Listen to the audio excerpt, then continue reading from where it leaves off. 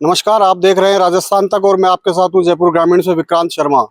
सूबे की गहलोत सरकार 10 फरवरी को अपना बजट पेश करने जा रही है। निश्चित रूप से बजट लोक लुभावन होगा, लेकिन आमजन को और व्यापारियों को किस प्रकार से सरकार रियायत दे सकती है, उसको लेकर हम आज बातचीत करेंगे। कुछ हमारे साथ इनकम टैक्स और सेल टैक्स के जानकार यानी कि वकील और सेल टैक्स और चार्टेड अकाउंटेंट मौजूद है। उनसे हम बातचीत करेंगे कि आखिर सरकार क्या उन लोगों के लिए कर सकती है बढ़िया से बढ़िया जो आमजन के लिए फायदेमंद हो। सर, आपका परिचय बताइए। मुझे अशोक कुमार बंसल कहते हैं। मैं टैक्स प्रैक्टिशनर हूँ और टैक्स कंसल्टेंट एसोसिएशन कोटपूर्ती का मैं अध्यक्ष हूँ। गहलोत सरकार से बहुत उम्मीद है। गहलोत सरकार का ये 5वां बजट है। जनता को बहुत आशा है, व्यापारियों को बहुत आशाएं हैं। छोटी छोटी बातें मिलाकर बहुत बड़ा एक रिलीफ व्यापारी को मिल सकता है। कि सबसे पहले तो कि ज़्यादातर ये जीएसटी से संबंधित हमारी मांगे हैं वो तो जीएसटी में चलेगी, लेकिन स्टेट गवर्नमेंट के पास पावर कम है। लेकिन इस संक्षिप्त पावर में भी राज्य सरकार व्यापारियों को, उद्योगों के लिए बहुत कुछ कर सकती है। तो मैं सबसे पहले तो मैं बताना चाहूँगा कि जीएसटी में जो ई बिल का जो प्रावधान दे रखा है 1 लाख से का, इसको बढ़ाकर आगे 2 लाख तक कम से दिया जावे। प्राइस बढ़ने से माल की कीमत भी कुछ ज्यादा बढ़ने लगी है, इसलिए 2 लाख कम से कम इसकी जीएसटी की मदद करनी है। दूसरा मैं कहना चाहूंगा कि जो इसमें लघु उद्योगों से संबंधित, तो मुख्यमंत्री लघु उद्योग के संबंध में जो रियायत मुख्यमंत्री महोदय ने पिछली बार दी थी, उसमें जो अप्रूवल उद्योगों की ये उद्योग विभाग कर नहीं रहा है, 25 लाख तक की अप्रूवल करता है, उसको बढ़ाकर आगे ताकि व्यापारियों को फायदा इसमें मिल सके। वो अप्रूवल को रोक लेते हैं। 25 लाख तक तो अप्रूवल देता है उद्योग विभाग, उससे ऊपर की अप्रूवल नहीं दे रहा है।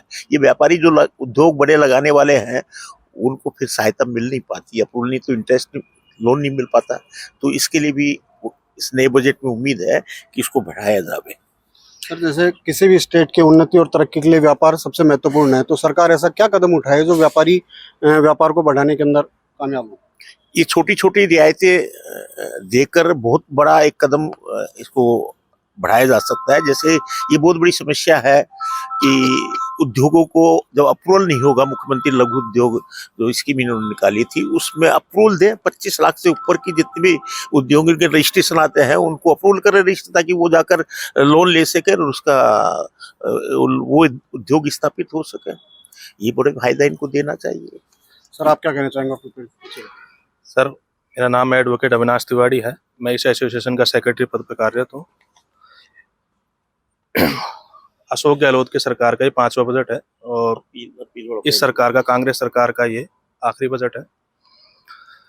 एक तो सबसे पहली बात है कि भाई बजट में वैट में एक एमनेस्टी स्कीम आई जाए, क्योंकि राज्य सरकार में अपने इस वार्ड में भी काफ़ी फाइलें हैं, 3600 के आसपास फाइलें हैं, जिसमें काफ़ी डिमांडें पेंडिंग है अभी। उस उम्मीद में एक वैट की एमनेस्टी स्कीम दोबारा लाई जाए, जो कि अभी 31 जनवरी को ख़त्म हो गई है।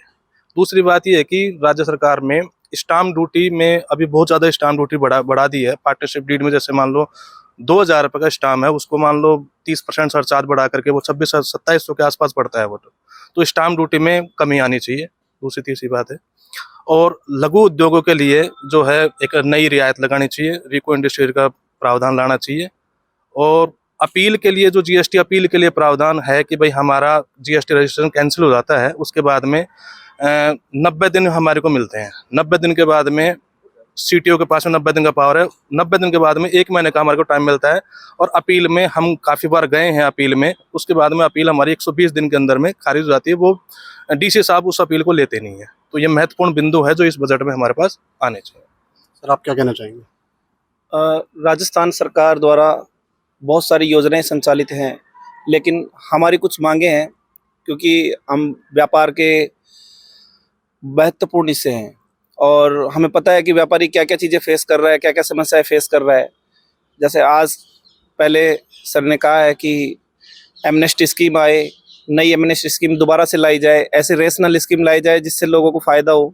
चूँकि बहुत सारी डिमांडें डिस्पोज हो चुकी हैं और बहुत टिपिकल डिमांडें बाकी हैं, उनको ख़त्म करने के लिए, जिससे कि रेवेन्यू सरकार का बढ़े और व्यापारियों की समस्याएं कम हो।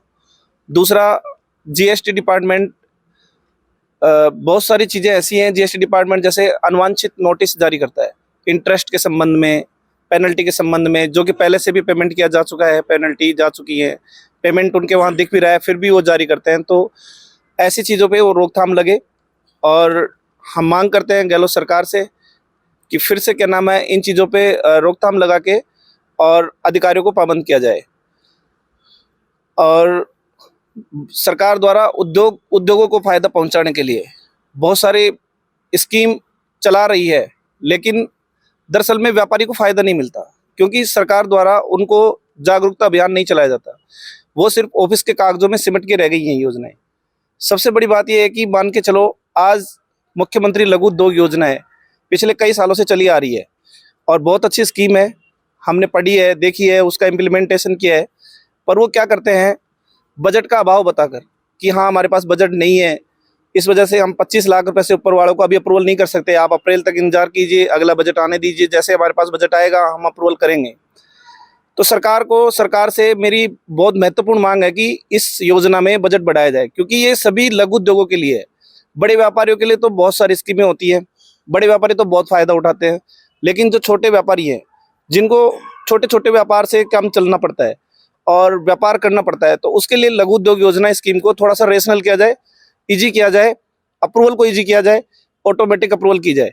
चूँकि वो उनकी आदत में होती है, कई महीनों तक वो लटकाते रहते हैं, बेकार की कमियाँ निकालते रहते हैं और कागज़ अपलोड करने के बावजूद भी वो कमियाँ वापस देते रहते हैं। इसलिए मैं चाहता हूँ कि क्या नाम है, सरकार अप्रूवल को बहुत आसान बनाए। निश्चित रूप से मुख्यमंत्री अशोक गहलोत का ये अंतिम बजट है और निश्चित रूप से लोक लुभावन भी होना है। और भी एडवोकेट हमारे उनसे बात करते हैं। सर आप क्या कहेंगे? मैं ये कहना चाहता हूँ कि जो लास्ट बजट है गवर्नमेंट का, इसमें एमनेस्टी स्कीम को एक्सटेंड मतलब आगे बढ़ाना चाहिए। कम से कम व्यापारी को 31 मार्च तक का समय दिया जाना चाहिए और एक लोकल ऑफिस कोटपुतली के अंदर होना चाहिए, जिसकी डिमांड काफ़ी टाइम से है। पहले सैंक्शन भी हो चुका था पर अभी तक ऑफिस नहीं खुला है। सर अपना प्लीज बताइए। मैं अमित कुमार बंसल, चार्टेड अकाउंटेंट। मैं ये कहना चाहूँगा कि हमारा जीएसटी डिपार्टमेंट के स्टेट का जो ऑफिस है वो सापरा से संचालित हो रहा है।